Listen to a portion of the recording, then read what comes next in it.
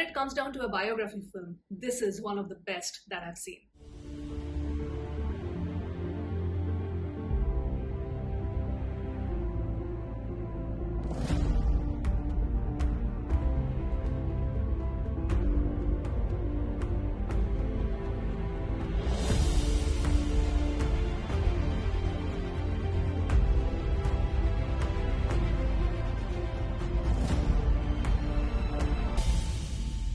Hello everyone, welcome to my channel guys, and in this video I will be talking about Christopher Nolan's much anticipated and hyped film Oppenheimer, which is based on the life of J. Robert Oppenheimer, the father of the atomic bomb. This movie, there is a lot to talk about this film, but first and foremost, let me give you guys a clear disclaimer in case you haven't watched it. If you are someone who is expecting that the movie is only going to be about how the atomic bomb was made and is probably going to show the bombings of Hiroshima and Nagasaki, then I would just say that please throw all of these expectations in the garbage bin and then watch this film. This movie is not that. Instead, it is a very beautiful and insightful telling of the psyche of Oppenheimer. Christopher Nolan tries to give us the heart, mind and soul of Oppenheimer through this film. One needs patience and concentration to actually appreciate the cinematic brilliance. Now, keeping that disclaimer aside, let's first deep dive into the story and the writing. After the film got over, the one aspect that I kept thinking and rethinking about is the screenplay of the film. This is clearly not an easy screenplay to write. The writing jumps through different timelines and tries to give us a clear picture of how each and every character thinks. I briefly got reminded of his previous film Memento, where the story was also moving in two different timelines and it was separated cinematographically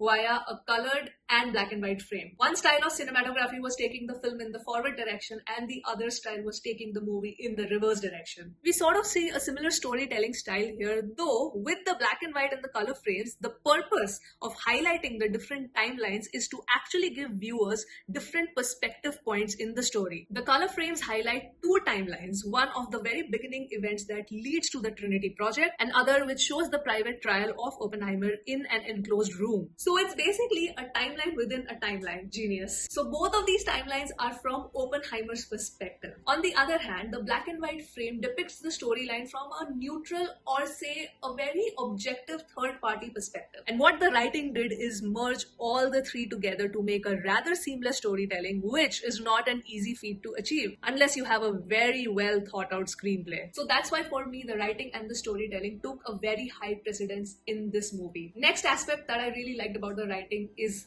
delving into the psyche of Oppenheimer. What my understanding is after watching the film is that Nolan tried to craft the storytelling in such a way, especially about Oppenheimer's psyche, is that as an audience, we don't form an extreme opinion about Oppenheimer's character. What I mean by that statement is that we see Oppenheimer weigh the consequences of his actions of making the atom bomb, and we see him struggling with it. But the storytelling is such that as an audience, I am free to choose how I feel about Oppenheimer. Do I agree with what he did? Do I disagree with what he did? Like, the film did not force any emotion on me as an audience. I think that's what Christopher Nolan did perfectly, that he did not forcefully incline us to think about a character in a certain way. He just narrated the story and we are free to choose what we feel about them. The parts where we see Oppenheimer struggling with the aftermath of Hiroshima and Nagasaki bombings are some of the best written scenes for me, because it was not just Cillian's brilliant acting but the addition of impeccable cinematography and score. I mean, those scenes felt like borderline horror-ish to me. Now the screenplay is extremely dialogue heavy, so one has to really concentrate on what the characters are talking, and especially the first half where there's a lot of sciencey stuff, it can be a little off-putting for the audience. But I mean, that's a very subjective thing. It could work for you or it could not work for you. There is a whole political undertone in the narrative, which I thought was very well integrated into the storyline. So the exhaustive screenplay could play out as a double-edged sword, especially for the Indian audience, because of the current trend of the mass masala films, which is so much on demand in the theater nowadays. For me, I guess the only negative about the screenplay was the relationship or the dynamics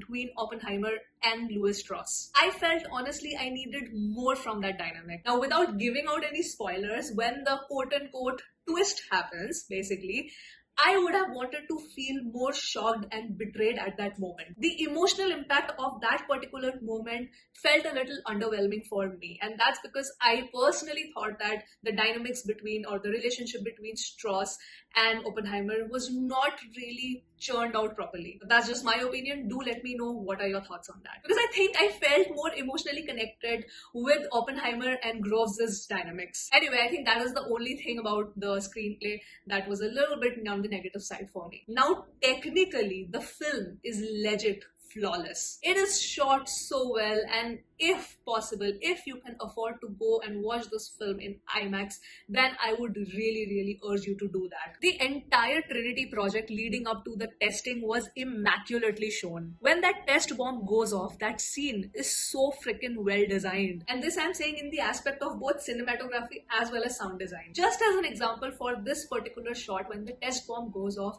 the sound completely dies down and you first get the glimpse of this white light, and then the entire blast, it just feels surreal. And I think you would feel mere goosebumps because there is no sound. It's as if, both the audience as well as all the scientists on the screen are in complete awe of what just happened. And in that silence, suddenly the sound of the aftermath of the blast is so freaking high, you are completely disoriented at that point of time. Like, for those who have watched the film, I think many of us would not forget that scene for a long time. Next, the cinematography and the frames of the scenes where you see Oppenheimer struggling, like it's a complete zoomed in shot of his face. You can literally catch the minutest of the expressions on Cillian Murphy's face. And the camera work is such that you yourself as an audience feel suffocated. It's like you really understand at that point what Oppenheimer is feeling and the struggle that he's going through. Which brings me to the performances. I mean,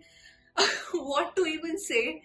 But just to keep it short, Cillian Murphy just swept me off my feet. More than his dialogue delivery, it is his expressions that just work wonders for the narrative of the film. I felt you understand Oppenheimer better through his expressions than his dialogues. But along with Cillian, the rest of the cast, Robert Downey Jr., Florence Pugh, Emily Blunt, Rami Malek, he has a smaller role, then Matt Damon, all of them are just bringing in their A game. So, was this the best Christopher Nolan film that I've watched? No. My favorite still remains Interstellar and The Dark Knight, because I can still feel and remember the emotions that I felt while walking out of the theater after these two movies had gotten over. And especially for The Dark Knight, I can never forget. Like, that memory is so vivid, that feeling is so vivid. After I had walked out of the theater, we were like a bunch of friends who had gone to watch The Dark Knight in the last show of the day, and I couldn't sleep. I couldn't sleep that night. I just kept thinking about that film. The emotions for Interstellar also comes close, so these two still remain my favorite Nolan films. But Oppenheimer is definitely a feather in the cap of the cinematic brilliance of Christopher Nolan. So yes, that was my review of Oppenheimer. Please let me know your thoughts. What did you think about this film and the pros and cons that you felt after watching this film? Any other perspective that you want to share via your comments, please do share. And yes, I'm going to sign off now from this video. I hope you guys enjoyed watching this review, and I will now see you soon on my next video. Bye!